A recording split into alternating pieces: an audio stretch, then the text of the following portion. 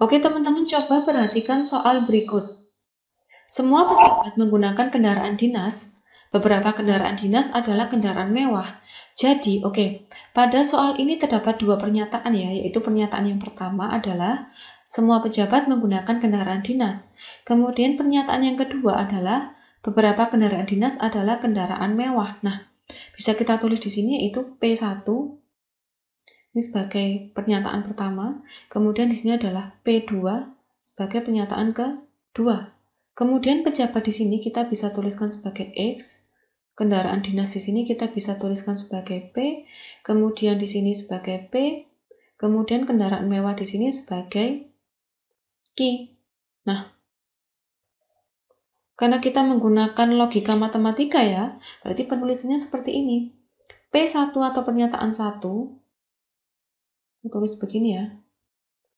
Semua X menggunakan kendaraan dinas atau semua pejabat menggunakan kendaraan dinas. Maka semua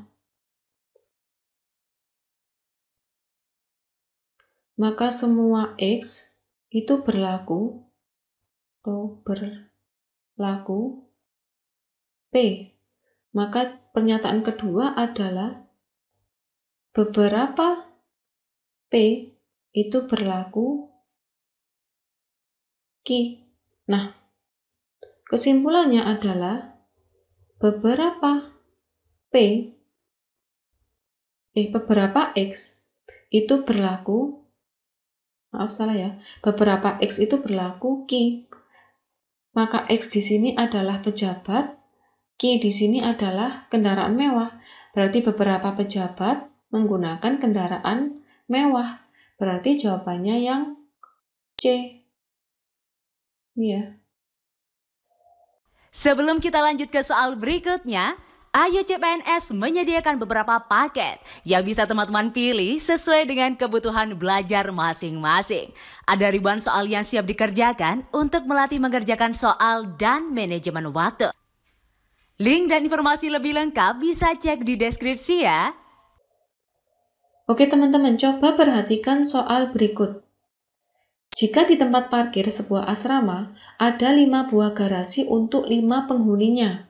Karena bentuk dan kualitasnya berbeda, 5 penghuni tersebut diberi hak parkir pada tempat-tempat tertentu sebagai berikut.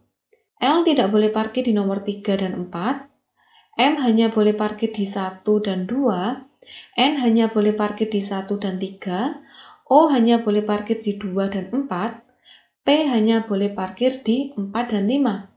Jika M pulang dulu dan parkir di nomor 2, kemudian disusul oleh O, P, L, dan yang terakhir adalah N, dapat dipastikan bahwa N itu akan parkir di nomor berapa? Oke. Karena di sini terdapat 5 buah garasi ya, berarti kita menulisnya seperti ini. 1 sampai 5. Kita tulis 1, 2, 3, 4, dan 5. Begini ya. Karena L tidak boleh parkir di nomor 3 dan 4, L ini tidak boleh parkir di 3 dan 4, berarti L ini boleh menempati 1, 2, dan 5. Berarti di sini ada L, di sini L, di sini L. Itu ya. Kemudian M hanya boleh parkir di 1 dan 2, berarti di sini M, di sini M, begini ya. Kemudian N hanya boleh parkir di 1 dan 3, berarti di sini N, di sini N. Oke. O hanya boleh parkir di 2 dan 4, berarti O menempati di sini 2 dan 4, gini ya. Kemudian P hanya boleh parkir di 4 dan 5, berarti P itu di sini dan P juga di sini. Baik.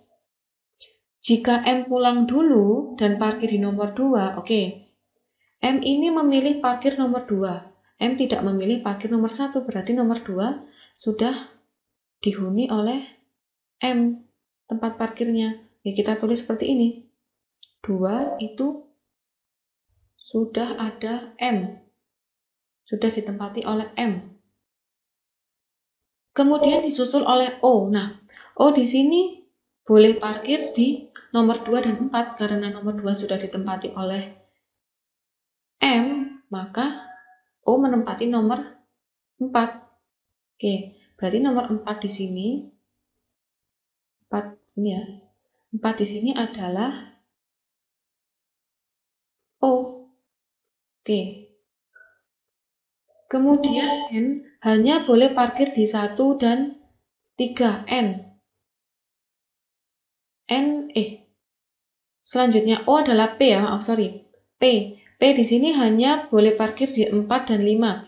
Karena 4 sudah ditempati oleh O, berarti P ini parkir di nomor 5.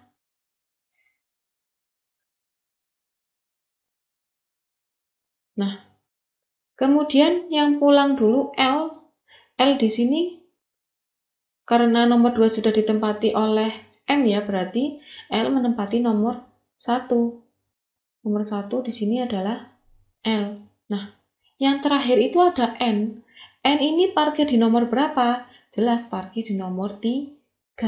Karena yang tersisa hanya nomor 3. Jawabannya yang C.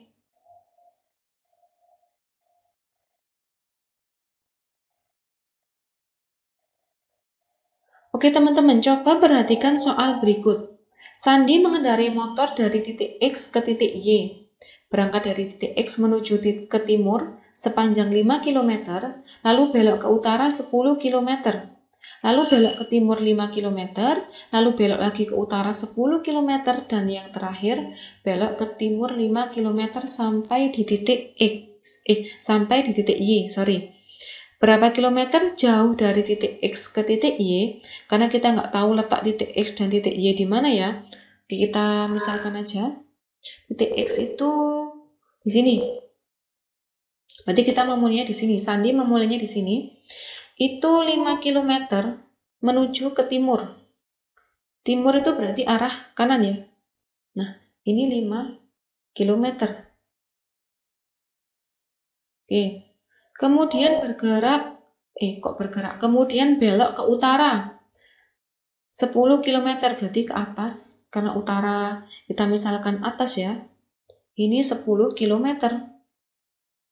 Nah, kemudian belok lagi ke timur. 5 km. Kemudian belok lagi ke utara 10 km. Kemudian yang terakhir belok lagi ke timur 5 km. Nah, ini yang terakhir. Titik Y berarti di sini. Ini titik X. Berapa jauh dari titik X menuju titik Y? Nah, ini ya. Ini kilometer semua ya. Oke. Karena pergerakannya ke arah timur dan hanya ke arah timur dan ke arah utara, berarti kita bisa kelompokkan. Berarti T, timur di sini, ini kan sejauh 5 km, 5 km, dan 5 km. Terdapat 5 km ya, berarti kita kelompokkan saja. Berarti timur itu sebagai T, kita misalkan T, yaitu 15, karena 5 ditambah 5 ya. Kemudian utara, ini berapa? Kalau kita jumlahkan, kita misalkan U, utara, itu 20, karena 10 ditambah 10 ya. Nah, maka berapa jauh dari titik X ke titik Y? Nah, di sini kita bisa menghitungnya dengan menggunakan hukum Pitagoras. Oke, bisa kita ilustrasikan sebagai berikut ya. Nah, ini titik X, ini titik Y. Di sini 15 ke arah timur, di sini ke arah utara 20. Ini berapa? Kita kan bisa mencari ini dengan menggunakan triple Pitagoras. Kalau di sini 15, di sini 20, berarti jauh dari titik X ke titik Y adalah 25 km. Ini jawabannya. Berarti jawabannya yang A.